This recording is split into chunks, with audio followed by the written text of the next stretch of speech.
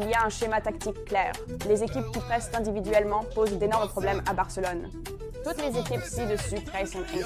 Le Barça, dans son état actuel, souffre face au pressing individuel. Les milieux ne pouvaient rivaliser avec Caicedo, James et Enzo de Chelsea. Frenkie a gardé le ballon trop longtemps et a ralenti les transitions.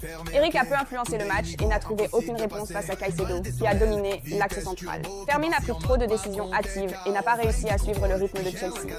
Sans Pedri et Gavi, Barcelone a perdu son rythme et sa capacité à dicter le jeu. L'absence d'un défenseur central gaucher a également pénalisé l'équipe. Vous serez d'accord, Gérard Martin dans sa forme actuelle est bien meilleur pour l'équipe que Ronald Araujo.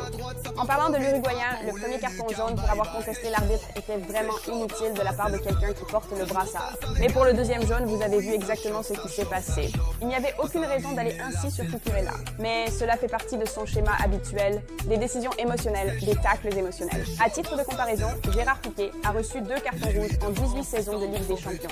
Araujo en a déjà 2, sans avoir joué beaucoup de matchs à ce niveau. Après le match, Flick a dit « Je ne sais pas pourquoi Araujo a eu le premier carton jaune. Pour le second, il aurait pu éviter ce tacle. Je pense pouvoir encore mieux le guider sur ce qu'il doit faire. Cela arrive dans le football. Ce n'était ni le moment, ni le match, mais c'est comme ça. » Flick pense toujours qu'il peut le calmer, mais le même comportement se répète depuis 3 saisons. Après sa saison exceptionnelle 2022-2023, on a l'impression que son niveau a baissé, ou peut-être que c'est tout simplement son vrai niveau et que le match à Stamford Bridge l'a révélé. Même à 11 contre 11, Barcelone était dominé par Chelsea en intensité, dans la sortie de pressing, dans la construction des attaques. Il y a des questions à se poser pour Flick. Sa gestion a été hésitante dans la plupart des rencontres où Barcelone n'a pas répondu présent. Cela ressemble à une tendance. L'équipe a besoin de plus de flexibilité, surtout dans des matchs de cette envergure. S'est trompé dans la composition de départ.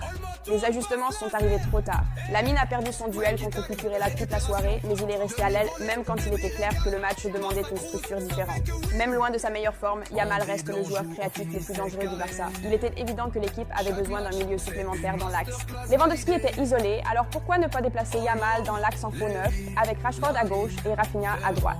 Cela aurait rendu l'équipe plus résistante au pressing. Cette saison, Hansi Flick a déjà perdu des duels tactiques face à Luis Enrique, Xabi Alonso et Enzo Maresca. Ce n'est pas un détail anodin. Son optimisme après le match était tout de même rafraîchissant.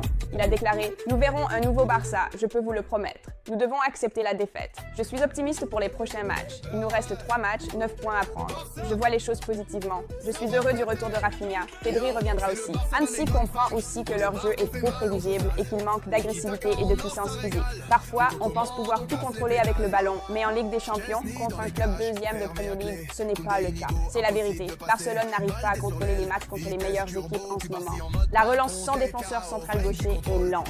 Ce demi-seconde manquant, c'est la fenêtre exploitée par Chelsea. Alors pourquoi ne pas poursuivre l'expérience avec Gérard Martin? Je pose juste la question.